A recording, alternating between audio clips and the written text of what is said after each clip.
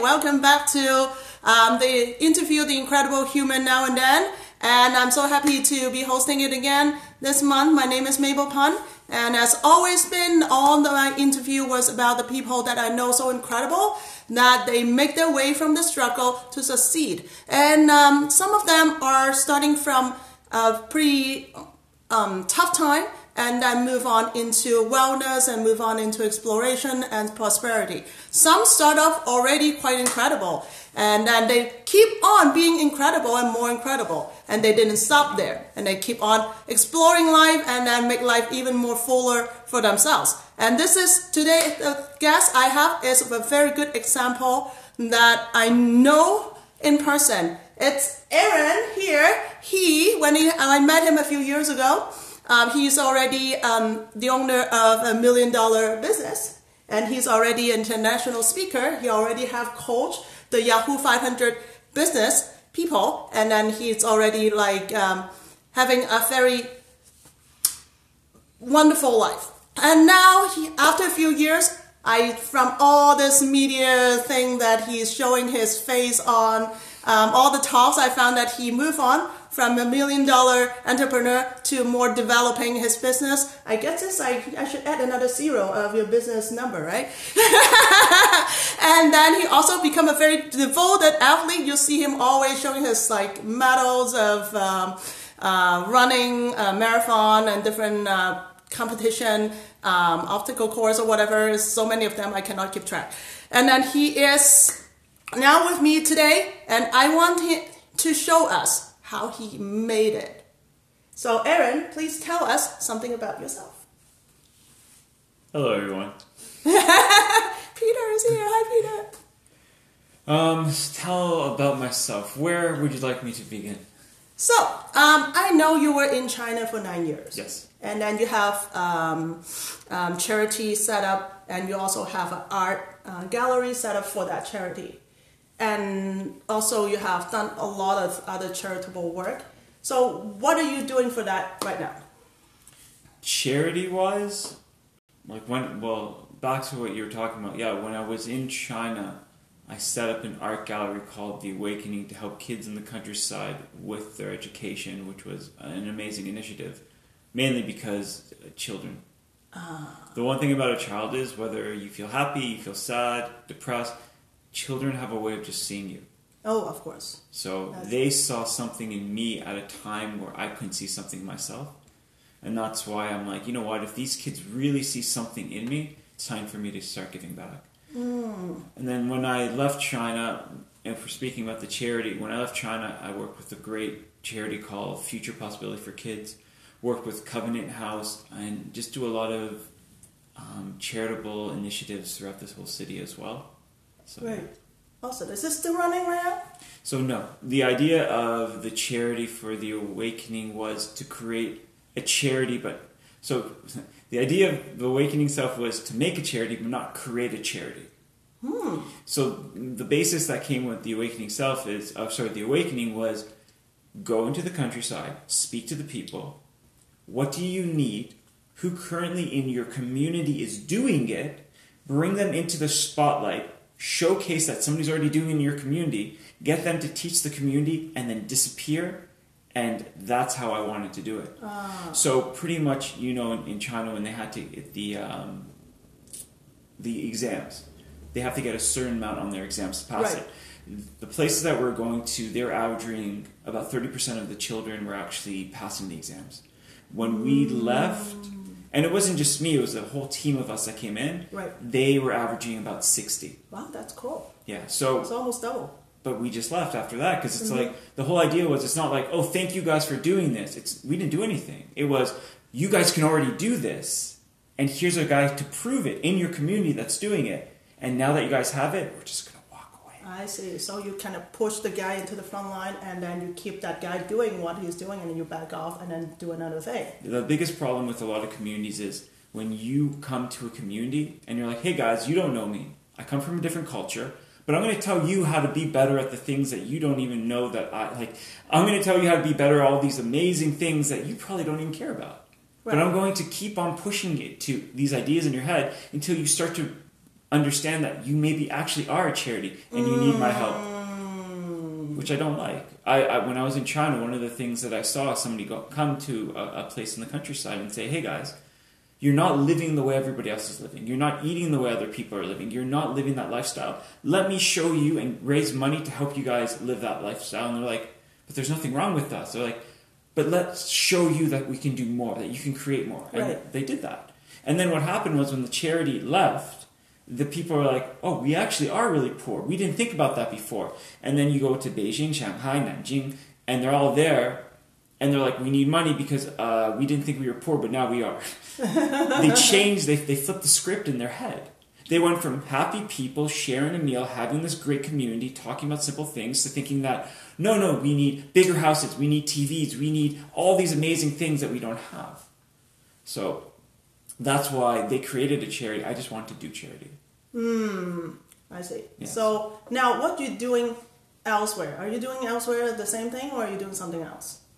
So currently right now, me and my partner Gail, we do a lot of initiatives throughout the whole city. We work with different entrepreneurs, different people. We help to create platforms, help people kind of just get out of their own way.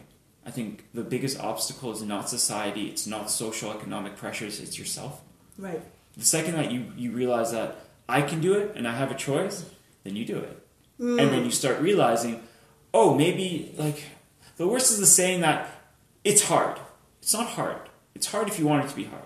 But if you make it playful, educational, and fun, then all of a sudden it's just like, oh my God. Because nobody wants to be in the class with the kid that's always like, oh, this is so hard, this is the worst. But everybody wants to be the kid that's just constantly playing and movement and having joy. And they're like, wow. Enjoying, that's very important. That's sustaining. If you're not enjoying what you're doing, like, it won't go very far. Well, because you'll hit a roadblock, and then eventually you'll stress yourself out, because when you think things are going to be hard and things are going to be a challenge, then you're constantly stressing out your body, and your body's thinking, this is hard, this is a challenge. And then you're using additional reserves within your body, and then you're like, oh, I'm so tired, but this is how it's supposed to be. It's not. It's not. Whoever created that was a genius, because it's like, to be successful is very hard. No. So we're going to tell you this. So you guys think that way, but we're going to do it in an easier way. Yes. It doesn't mean that it's easy, but it's not about easy or hard. If you replace those, it's like, one of my favorite sayings is like, is your cup half empty or is it half full? Well, it's like, that doesn't matter. Maybe how you see it. Yeah, maybe you don't even want the things in your cup. Throw out the cup. Get a new cup. Get a mug. Yeah. Get whatever you want.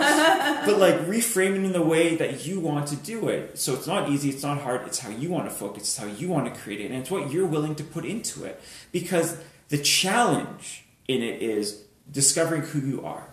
Discovering that you have the ability, discovering that you have the power, discovering that a lot of the beliefs, the ideas have been put into your head, whether through you, through teachers, through society, not on purpose, but it happens, and it's about for you to break through. So your role come in to unstuck them from the pattern they've been given, so that they can really be themselves in a very creative way and enjoy themselves as who they are, and then keep moving on. That's amazing. Well, I think I come from the mindset of everybody is doing their best. I don't care who you are, I still believe that you're still doing your best. The only thing is, it's also, sometimes some people are just in a state where it's just like, this is not my time to speak with them. They need to take care of their own things and learn their own lessons, but they're still trying their best. And they'll learn and they'll grow. But then you have individuals that are like, okay, now I'm open, now I'm ready to listen. And then you're able to share and connect and create and do a lot of stuff with them. So yeah, it's fun. It's fun. So I guess the way you make your money is also fun. So what do you do from there?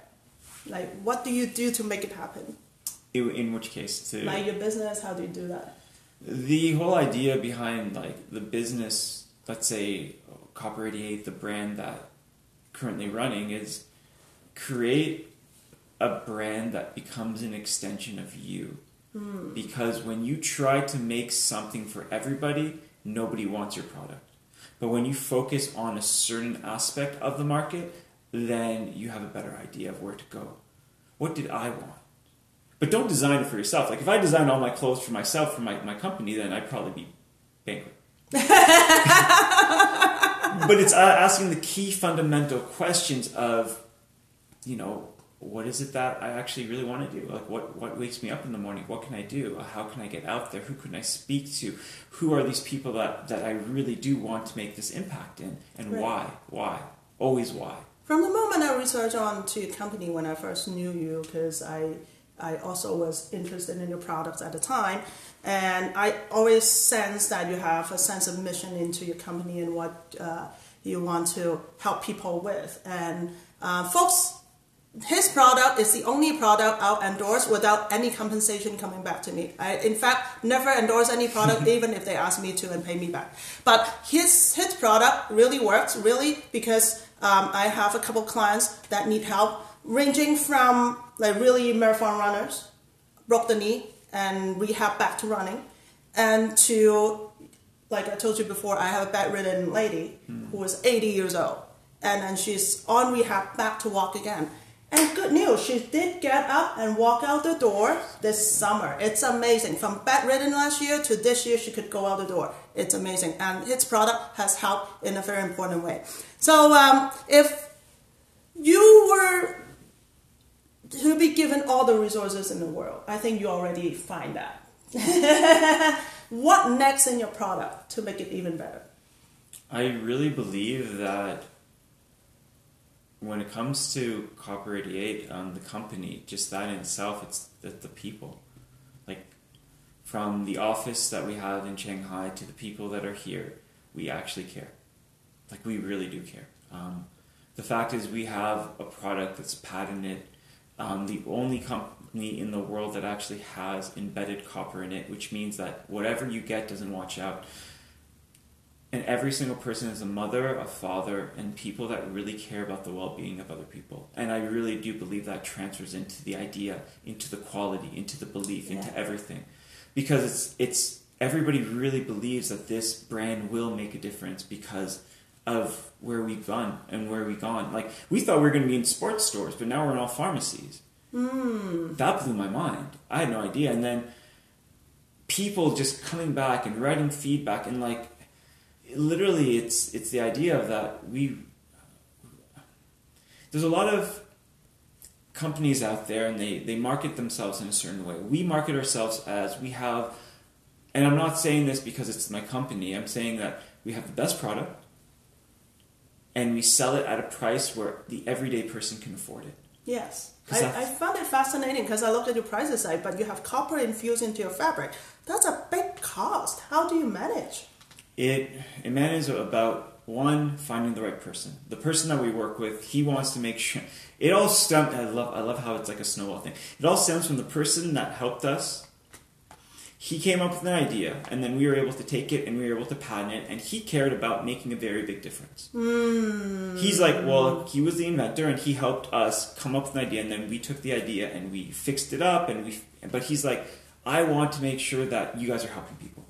It's like, I've already been approached by this other company that has millions of dollars, but they're one of these companies that will take your product, they'll take the product, they will ship it out, they will throw it in the market as seen on TV, and then what they'll do is they'll leave, and all the factories that still have their garments, they won't pay, they'll leave them. They're like, I can live off of that for the rest of my life, he goes, but then I have to live the rest of my life knowing that I did that. He goes, I don't want that. So it's like that snowball effect of everybody that came into it. But the way that we figured it out was this. The average person has aches and pains, but the average person can't afford a $50, $60, $70 thing. So why do something that expensive? So we kept it at a price range where the everyday person can afford it. So the mother doesn't say, oh, my knee hurts, or I get food for my child. Well, now you can do best of both worlds. Because awesome. We rather make less so you can get more on the everyday. Right. And we're all a very big believer of everyday people doing extraordinary actions. Right. And I think your example, it's a very good example of when you have the mission, when you have the purpose, when you put your intention into it, the right people will show up to help you. It's always like that. All the resources that you need will show up. You need to really align with your own purpose of giving out the world what you care about and what you really focus on, and then things will show up. and make it happen. 100%. It's like law of abundance. The one thing is, it's like if you speak in a spiritual way, like if you continue to do something, what happens is it becomes stronger and stronger and stronger. If you think about it in a science way, the neuroplasticity, the more you do it, the more the neurons fire together and you create those neural pathways. If you think about it in just human psychology, people only follow those that are consistent. Yes. So if you're consistently saying something and people are like, whoa, they've been doing this, then they're like, well, maybe there is something here. Because we've all been tricked, fooled, lied to, been part of a cause. And you know what? It's an educational thing. And it's not like, I don't believe that the intention of the person, in most cases, was to do that. I believe that something happened and they changed. And they changed in their lives. And that caused them to deviate from their original path. But I believe eventually people do get back to a certain path. Because I really do believe, and it's my belief no matter what, that I really do believe that inside the hearts of people, they really do just care and they do want to be loved, they want to love, and they do have a good intention of trying to do something. It's just sometimes they get lost. Yes. True. And it's all from your heart. It's like if you're strong enough for what you believe who you are. And what struck me about you, it's when I first met you a few years ago. I always talk about this at the beginning, but somehow got deviated. So I'll bring it back into the audience. Like the first time I met you, you came with a mutual friend, which is in front of our face right now, the beauty in front of us. And she had certain physical challenges at time that you always accompany her, you always escort her, help her out. And after the class, and you guys came to my yoga class, and after the class, you will sit quietly, very patiently, wait for her coming out from the bathroom, ready to go, or maybe wait a half an hour when she asked me a question, and then I talk really long. And I will kind of like look at you, and then you never show any sign of not patient or rushing or anything. You're always like this genuine guy sitting there, very gentleman. And the way you guys interact, I see the gentleness in you. And folks, you've probably seen already, like the way he talks. He's a very educated guy. He's a very knowledgeable guy. He is a successful businessman. He's from the build, you can see he's an athlete. And if you go to his Facebook, you'll see more athlete pictures. and with all of these confidence and then power and then capability as a man, you still demonstrate this gentleness and you choose to be very humble. And that's really stick in my head that this guy is the best of the men. Really, like from the bottom of my heart, like I really see the best of the men in you. And it always stays with me like that. And then I always have been looking forward to be able to have times to interact with you as a friend. We live a little far from each other sometimes, and you kind of stop coming to yoga too. So I kind of like missing you sometimes. And I keep my eyes onto your social media. And then, so I'm so happy that we got back to each other in some occasions and we get into deep talks and then we go again. I hope we can have more collaboration from this point on. And because I really love you as a person, and you're really wonderful to me, and with all the things you have done. And so, from all the things you've been doing, and from all the things you're doing right now, what is the one thing that you find most fulfillment? Serving other people. Serving other people. In what way? To be able to just live a life to be able to give to other individuals. The reason I say that is because growing up, when I wanted everybody to serve me, it's a really misconception when you're growing up. You think success is about people helping you. Now, don't get me wrong, like accepting help and giving help complete the circle of what it is. Of course. But I wanted it more like be below me as I grow up, because that's what it looks like on TV and society and stuff. But when you realize that's like, make time for people. Like, make time for people. Help people. Listen to people. Help them to be seen. Create things for other individuals. Share your knowledge and your wealth with other people. That kind of idea, that kind of service is what fulfills me. I love seeing people do well. Like, when I'm speaking with friends or I'm working with people and they're like, I just did well, that makes me super happy. That's what I mean. To be able to give and to serve other people, to be there, it's such an honor. I believe that we're all in service, no matter who you are. Every company is in service to other people, and when you accept that and understand that, and you can see the gift in it, it's phenomenal. Because I do believe we reap what we sow, and I want to live a life where I'm doing things to others that I would like others to do for me. But if they don't, I get it. You have no expectation of others, but you have that expectation in you. Exactly. I don't want anything. I'm not. The one thing that freed me as a child was the fact that, well, I'll do something for you. I don't care if you do it for me. I'm not doing it because I need you to set me free. I'm doing it because this sets me free. This makes me feel good. You get your reward from yourself already. Exactly. That's awesome. That's awesome. And so, just like any people who find a purpose and find their alignment in life, before that, there will be a time of struggle, right? So can you tell me what was your biggest struggle in life ever?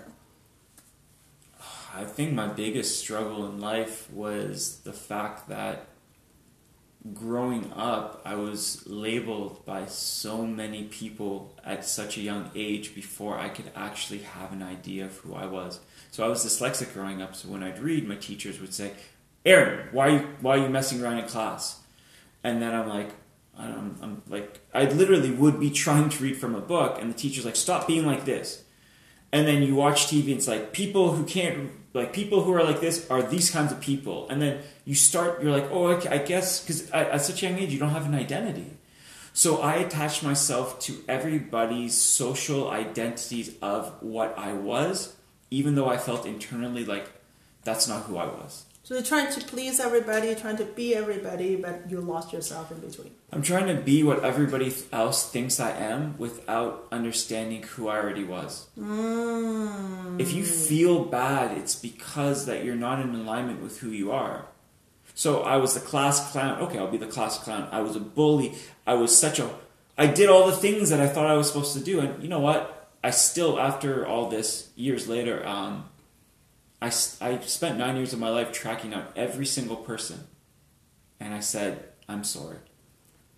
Wow. Because it's important. Yes. Not only for them, but for myself. I had one person respond back, said, I forgive you. Everybody else didn't. But it's not about that. It's not about like, you didn't forgive me. No. I forgive myself for who I was, because who I was back then is not who I am today. And if I hold on to who I was yesterday onto today, then I don't allow myself to be who I know I can be tomorrow.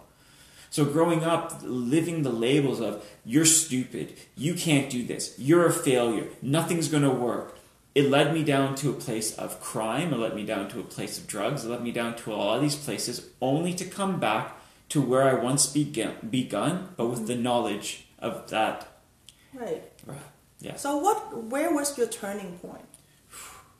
My turning point, I would say, was, let's say, in China. When I was in China, I had my dream job. I was working for, I went to Yahoo, I went to IBM, I went to some of the best companies around the world.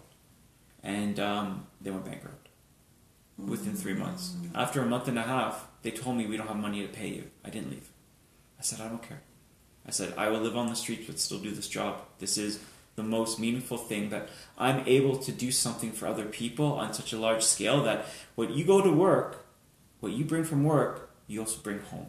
What you bring home, you also bring to work. So if I'm able to do something to help make that at work be easier for the other person, then I feel like I'm fulfilled. So in China, you found your alignment with yourself. So in China, what happened was that company went bankrupt. And then when that company went bankrupt, I got the person I was living with, we got into an argument, so he kicked me out. Ooh. So I'm like, no job. No place to stay. No place to stay. And I don't have much money in my pocket. And I'm like, what do? I'm like, travel. But before I went traveling, there was a program that my friend ran, and my friend created, and I helped run as well. So I was one of the facilitators there, and we'd have kids from primary school to university in these English camps, but we used it more as confidence camps. So what we would do is we'd use English as a scale. So it's like this: if your confidence is going up, automatically you'll start speaking more of anything, and that's what these kids did. And at the end of every single week, so there was 8 weeks. Each week was one session. So 8 weeks. In 8 weeks, there was 8 sessions 1 week, and I put all these envelopes on the wall, and the kids would fill them up. And of course, I'd have mine, and I'm the foreign teacher, so they're just like, oh my God. But they kept on writing, you're my hero, you're my inspiration, like all these amazing things. And like when I read it, I felt sick to my stomach. Ooh. Here I am telling these kids how to live a life and be happy, but I felt like I was lying to everybody, and especially lying to myself. So I'm like, you know what? These kids really believe in it, and I have this. Then it's time for me to go find it. So I went, and I still remember climbing the first mountain, like, a story that I tell often is I was at the bottom of this mountain, and I was looking up, and my body's just like, you can't do it. And at the time, I was about 230 pounds. I was drinking excessively, I was smoking excessively, and I said, you know what, to the voice in my head, I said, every time I tell you to be quiet, every time I yell at you, every time I try to ignore you, you come back. I said, you know what, it's about time for me to just do whatever I want in life. So I climbed the mountain. I climbed 5 of them. Then I went on a 65K bike ride. And then after the bike ride, I just took a lot of pictures, and then I started really connecting with myself. And I realized that voice in my head was not a voice saying that you can't do it. It was a voice saying that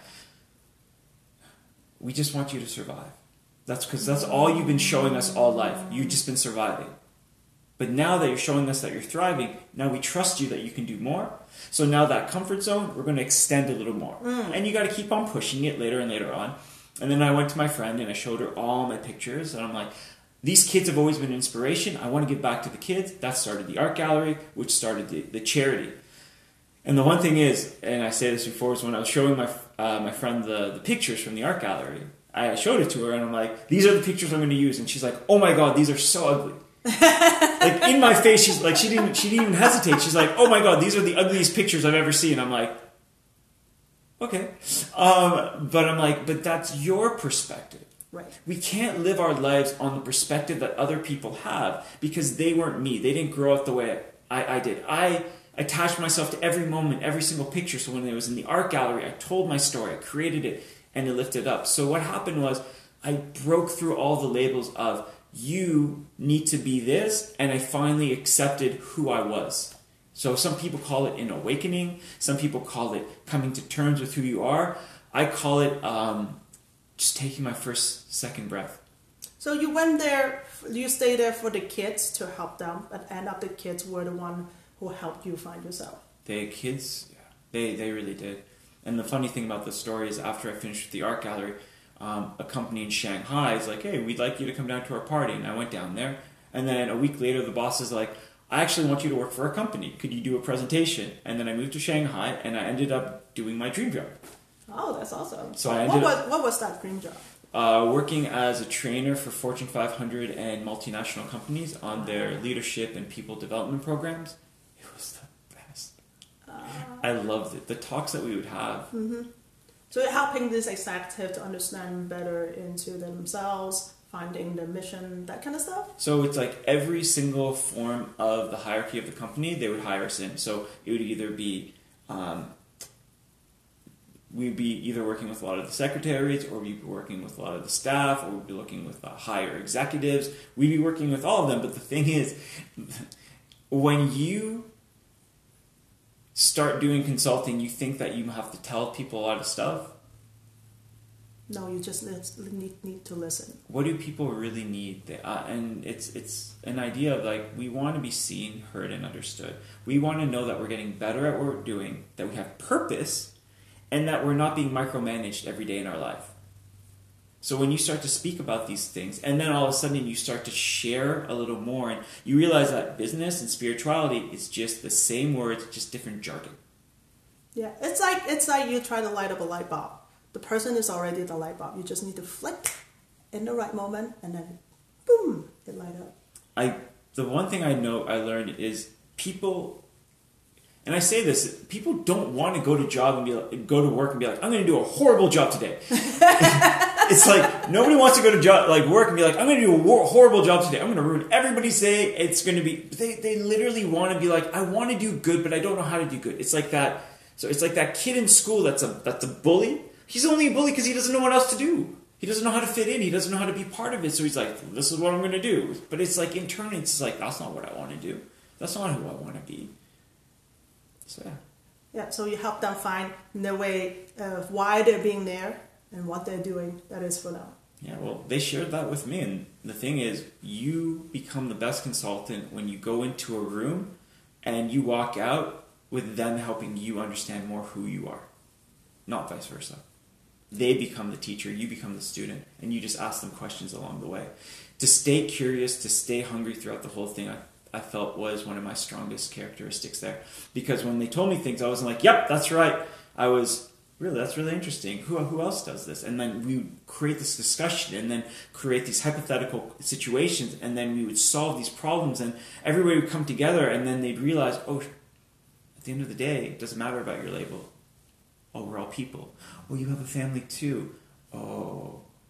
That understanding get them back into their own self.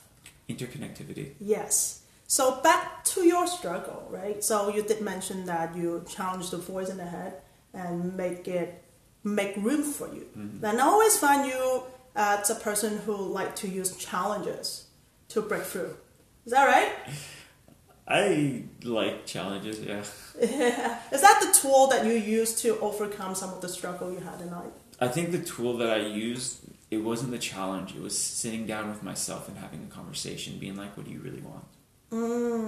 Instead of, and I've said this before, it's instead of being reactive, like, oh, you're so stupid, you can't do this. Oh, I still remember that one day. I was like writing my journal. I'm like, I'm a fake, I'm a phony, I'm a liar, nobody likes me. And I'm like going for it. I'm like, this is the darkest thing I've ever written. And I put it away. And then 3 years later, I opened it up. I'm like, oh, that was the worst. I'm like, I'm good now.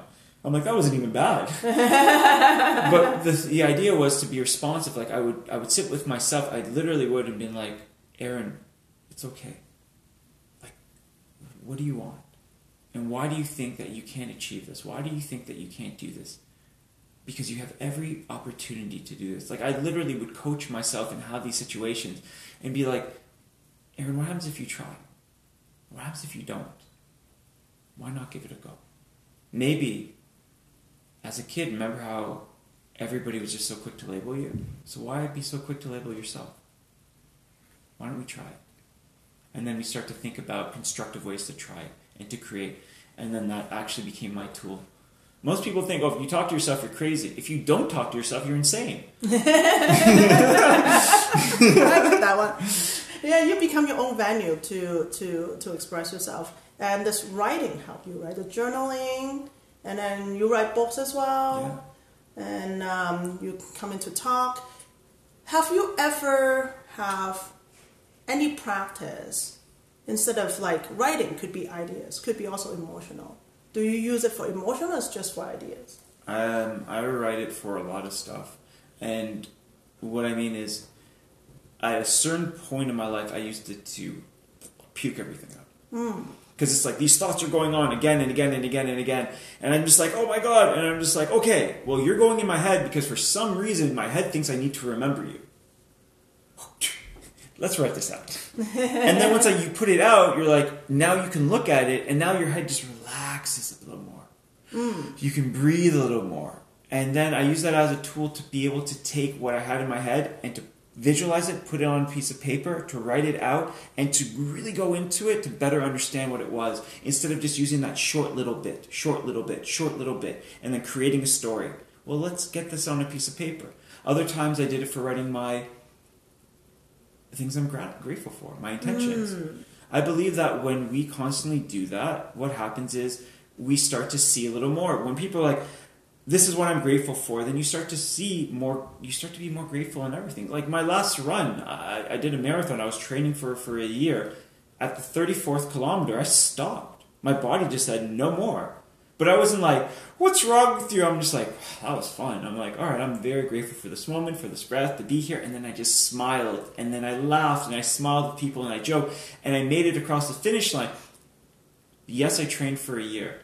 But sometimes what we think is our goal, that's actually not the real goal that we were actually secretly trying to achieve.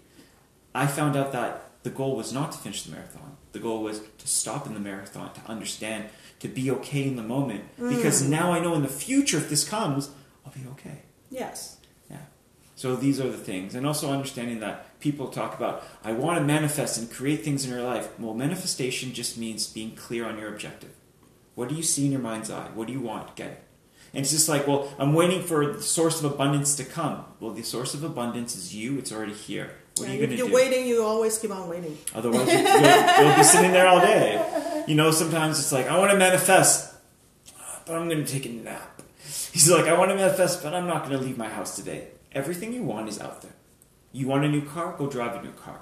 You want to get whatever it is, go touch it, smell it, feel it, understand if it's really what you want or what you think you're being sold. Or what you don't think you're being sold. Because sometimes we're like, oh, I want all these things. It's like, I need this new car. And then you get the new car and you're like, but it's not the car I wanted because it was never the car. That's why, like, Jim Carrey says, he said it's the best. He goes, I wish everybody becomes successful and gets what they want in life because they'll realize that it's not what they need. Go, Jim. So what do you need? Simplicity. Simplicity. That's it. What is simplicity? To me, simplicity is to be able to wake up, meditate, challenge myself through running, create things that create a ripple in this world, meaning that things that I can share through my love, through my experience, and for people to understand that no matter who you are, where you are, that you're okay. You already have it. So what keeps you running? My shoes. Are you affiliated with Nike or something? Just joking. Yeah. So what drives you to the next goal or challenge? If you're just if you're just yearning for simplicity. Because I never see you really stop in making targets or going for another run or doing another project. So if simplicity was your thing, what keeps you going for one after the other? That's why, because I don't complicate my life. Every time it's a simple goal that I want to achieve. Just one thing at a time. Just keep on going. And that's the idea behind it. The more I complicate it, like, yes, there's big goals and big dreams and things I want, but let's take the step, let's simplify it. Even when I run, I go out there and I do it simply. Take your breath, take your moment, because the one thing in life is, the one thing that will never lie to you is your breath. Yes. That's the truth. And breath is always one at a time too. You cannot take 2 breaths at a time. and that's very variable because a lot of people, everybody have dreams, everybody have goals. Sometimes we fall off halfway because sometimes we make goals that are a little too far away from us. But your way is you take one step at a time. You take one step at a time, and you achieve this step, and then the next, and then the next, and then you always have something you can take by hand that okay, I've done this, now next. I've done this, now next. And then you always have things achieved along the way towards the biggest, and you always have goals achieved. So that keeps you on track, I think. So, and the idea between my saying of simplicity is, don't lie, don't cheat, don't hurt. I keep my life simple. I am who I am today because it's taken me 36 years to finally appreciate it and enjoy it. Even though I picked it up a lot throughout the years, it's just, I don't smoke, I don't drink. That's my life. Because I felt that, one, my mentor was the best. He's like, you go to all these places, you talk to these kids, and you do all these things. He goes, you're one of the biggest liars I've ever met. And I'm like, what do you mean? He goes, you smoke. I'm like, so what? He goes, you want to tell people to live a better life and you're killing yourself? Good job. Well played. So I put the cigarettes down, and then alcohol was not giving me anything. So I started what is causing the friction and the problems in my life? Alcohol, smoking, not being honest to myself. Simplify. So these are the things I mean by what simplify my life. What gives me the most? Well, I found that plants give me the most. I found that living a certain kind of lifestyle, for meditating, my life is simple. Going out to parties and going crazy, that made my life complicated. It's not what I want.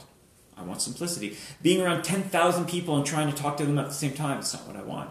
One-on-one connections, little group connections, that's what I want. So it's simplifying your life to what is it that you want. It doesn't mean that's what everybody wants. It's what you want. And then with the runs, I'm curious to know how much further I can go. How long have you run so far? So longest. My longest run is 52 kilometers. 52, wow, that's a lot. That's pretty fun. That's pretty fun. Yeah, it's 10 hours. It was just straight running or obstacles in between? 60 obstacles, 13,000 feet of elevation. But I believe that in life we should always have something that's helping us proceed. Whether if it's a yoga practice that you're doing that's helping you, whether it's a running thing, whether it's writing, drawing, singing, whatever it is, I believe that we need to do these things in our lives. Something that keep on going. Exactly. Because it's going to show us, well, maybe I can do more. Maybe I can do more. And then you're like, well, why haven't I been doing more? And now I want to do more. And then you start to create, but simplify. Right. So running to me is also the way I pray. I pray to the earth and the sky at the same time. I'm in flow. To me, flow means being present. Flow doesn't mean being in the past, doesn't mean being present. It means it doesn't mean being in the future. It means you finally caught up to the present. And you're taking that breath. Running to me is, I have all these issues, I'm going to run into you. Hey, how you doing? Let's go for a run. Confront it. Yeah, let's spend some time together. Exactly. It's like, I remember you. Yeah, when all your troubles become your friend, you have no more troubles. Exactly. You know, how many times have you met somebody in your life and you're like, well, when I was younger, I didn't like you, but now we love each other. Well, that's your problem sometimes. You're like, oh, I didn't like you then in grade 5, but now I like you. You're pretty good. Come, let's go for a run. But I believe that having the running and movement, it's constantly like, it just makes me want to see what's more out there. Because in my ideas, I feel like I didn't live up to my potential for most of my life because of what other people told me I could achieve. That now in this life, and now in this time, I'm just like, well, if they were wrong, what else have I been wrong with? And now it's that question of that desire of, what else can I do? What else can I go? But simplified. Okay. Yeah. So if someone gonna ask you, who are you? How would you answer that?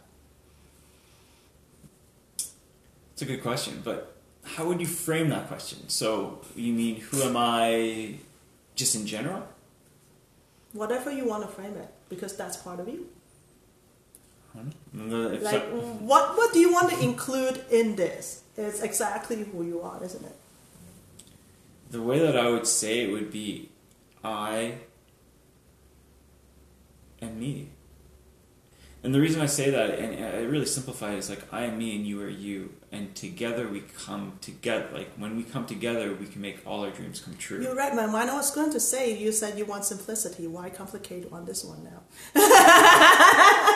But then you turn around and it's like, okay, in simplified term. Yeah. But that's why I say, like, you know, even coming back to it, I'm like, I am me and you are you. And when we come together, we make our dreams come true. It's just a simple thing about that. What is your dream now? My dream is to be able to live the day before I die.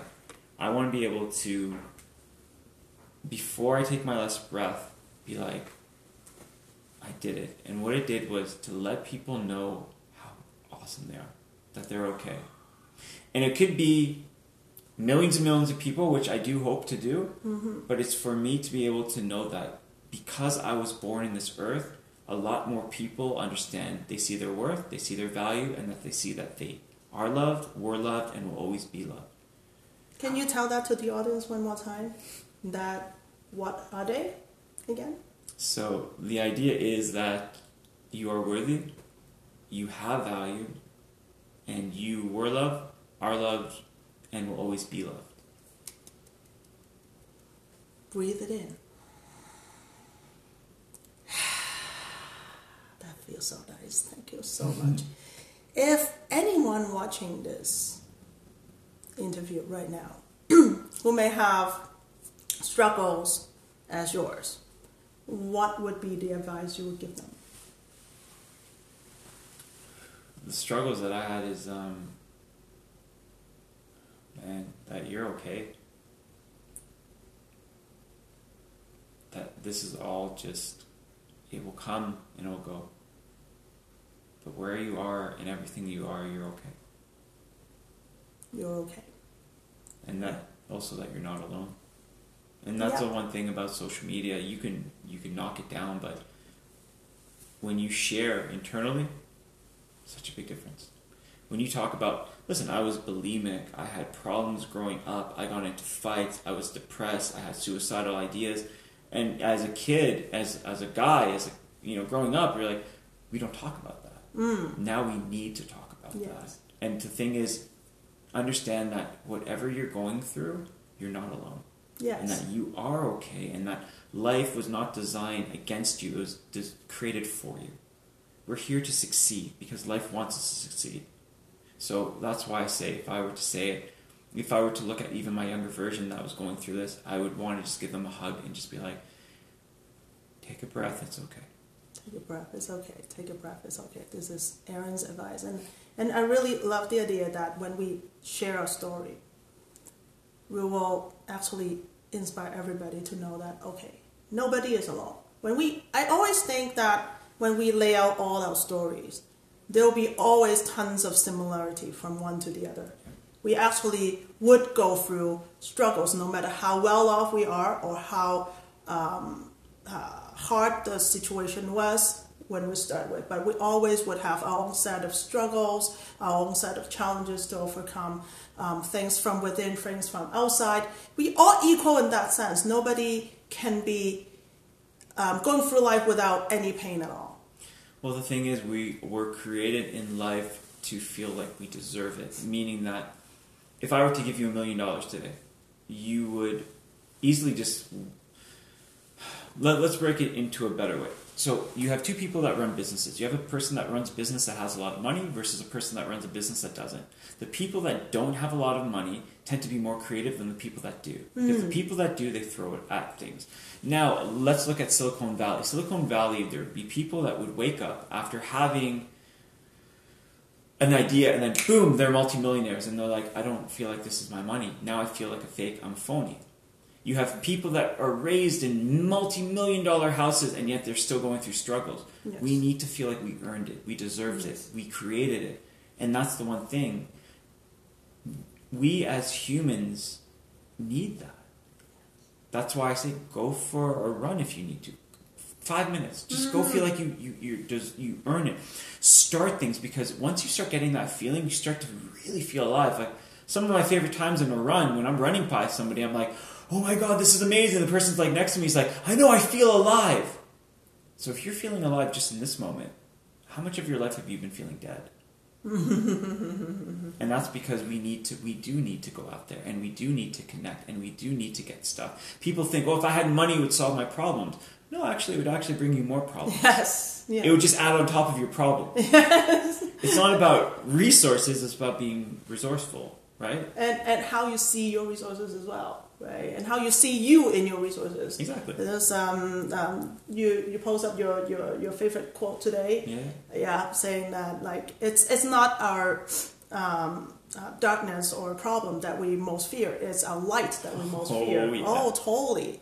Like there's so many nights, and when things start awakening in me, there was so many nights I was like curling up in my own blanket. It's like, you want me to do this? And to tell you the truth, one of the worst challenges I ever had was I always thought that a Chinese brought up Chinese girl, living in Canada, speaking English is my biggest challenge. I never thought I would be able to host an interview like this in English. I never thought I would be able to write anything good enough in English to show anybody. But you keep telling me that what I was telling you, the long message was well written up. It's really cool. It's really cool. But 3 years ago, I would not even take that as a compliment. I would think you're just being polite and don't want to hurt me. See, what I find that really interesting, for you as an example, is you came here and you learned English, and now your English is better than me, who was born... No, it is. Like, your grammar, I'm like, do you see this punctuation? Like, look at this comma. And, yet me, who was born here, who was taught English, born with English, I'm like, hers is way better than mine, but it shows that you worked and you put it in. Yes. You made it. And yet I was handed this language, and yet I'm still sloppy with it. Well, I guess it's the number of times of proofreading that makes the difference. Yeah, because if you were given that language so easy, you probably would not go back and look at it 3,000 times like I do. But I would be very cautious because I earned, as you said, I earned it. So I really want to do it and do it right. 100%. Same thing with... So I totally agree with everything you said today. It's like so resonate with me. And this is also the reason why I want to do this interview is because like when you go out and present yourself, everybody look at your glamorous side. Like you, I, and everyone who is teaching interview. But when we start talking about our darkness, when we start talking about our struggle, when we start talking about how we come out from it, so many people will be like, oh, she went through that too? I couldn't believe it. Doesn't that mean that I can become like that later on? Of course you can. 100%. One of my favorite things that somebody said was if you were to take all the greatest leaders in the world and you were to put them in the room naked, you would notice that there's nothing different between them and you. Exactly. I'm just like, but it's true. But they're just wearing this uniform. You just change that. You understand that the difference between them and you is nothing. You have the choice. And especially living in North America, we have a lot more freedom. Yeah, the politics in this might not be 100% favorable, but we have a lot of advantages here. We can do a lot of stuff. We have a lot of freedom to create stuff. So we're blessed. We're very blessed. So folks, please make use of your resources. Make something fulfilling for your life. Sure. Because when you live a fulfilling life, people will be inspired to live their life fulfilled and live their life fully. And this is exactly what we're doing right now. It's to show that being ourselves, it's okay. Doing what we love, it's okay. Being happy, it's okay. And when you do become yourself, you give other people permission to do the same. Exactly. Like, it's not about you not being yourself. It's about the permission you give to other people by being yourself. It's the fact that we need people. Like, we need you. We need you. We need everyone to be themselves because the world don't need a duplication of anyone. We need everyone to be themselves to make up the world in diversity, in equality, and in fullness, in oneness. And think about all these puzzles, pieces in a puzzle. If any one of the puzzle is exactly like the other piece, this puzzle would not be complete. Each piece has to be itself, different than all the rest to make this big picture complete. And we are all these individual pieces in this big picture. And I'll use the same puzzle analogy as well. If you look at yourself and you're like, this is all that I am, well, you're not looking at the full puzzle. Look at the big picture. Step back a little bit. More pieces of what. That's just a part of what. And that when you're feeling bad because you don't think you can achieve something, the only reason you're feeling bad is because you know you can.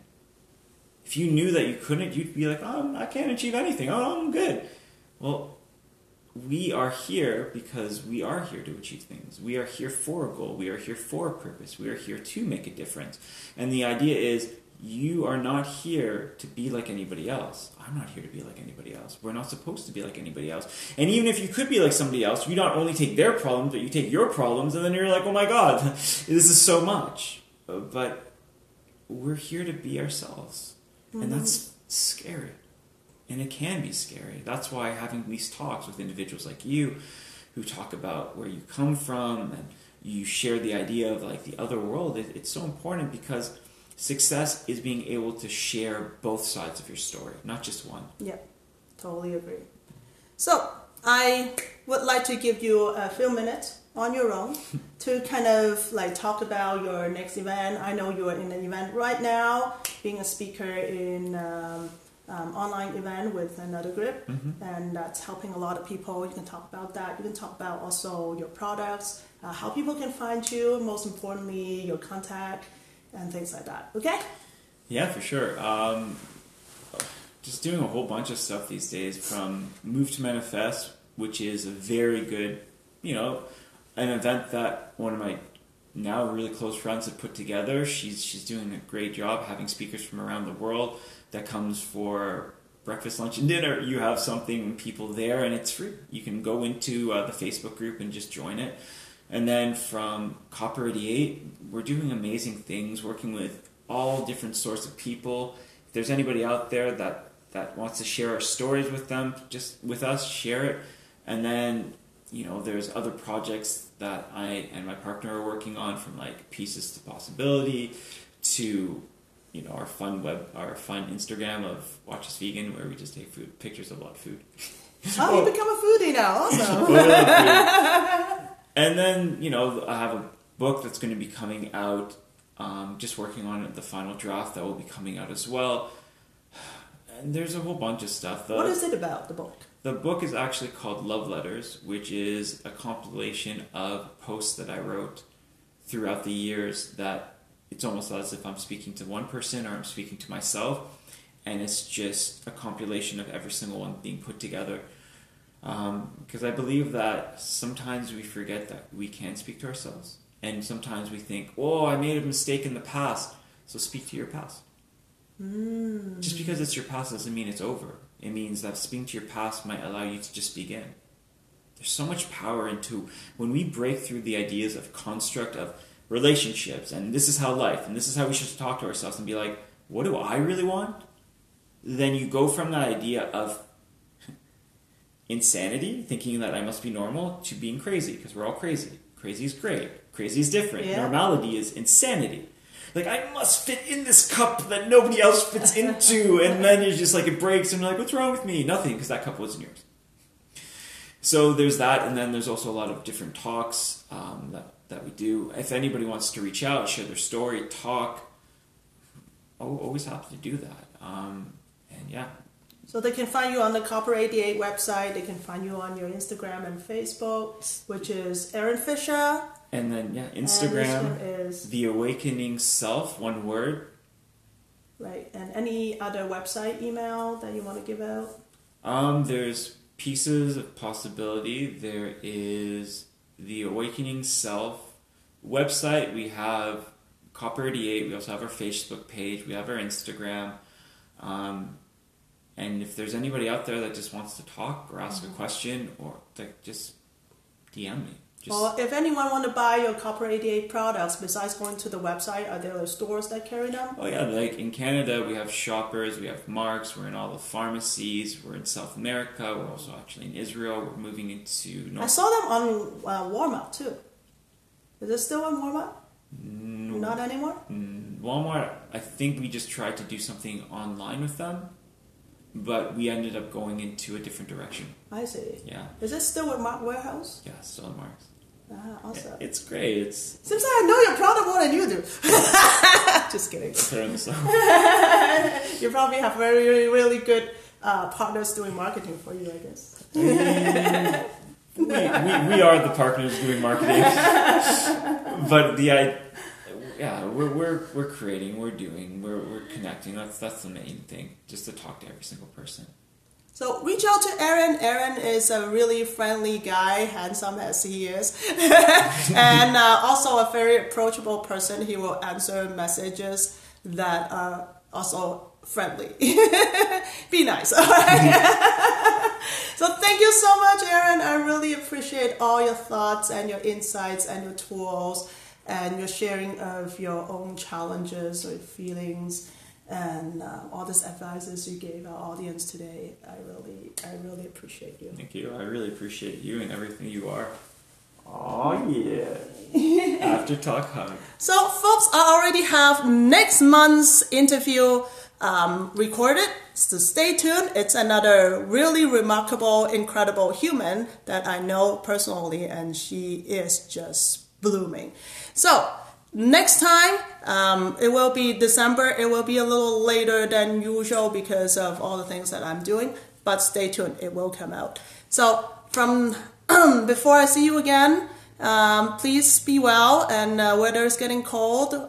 Stay warm, and also go to our YouTube channel. You didn't mention you have a YouTube channel. He does. Yeah, I do. Aaron Fisher for some really nice conversation of spirituality and coaching stuff. And I also have my own YouTube channel that I showcase my traveling, some of the yoga moves, meditation, aromatherapy, and some fun stuff on it, some singing as well. So welcome to check us out and connect, collaborate, and have fun, and find yourself in life and live your life the way you are. Namaste. Bye, guys. Bye.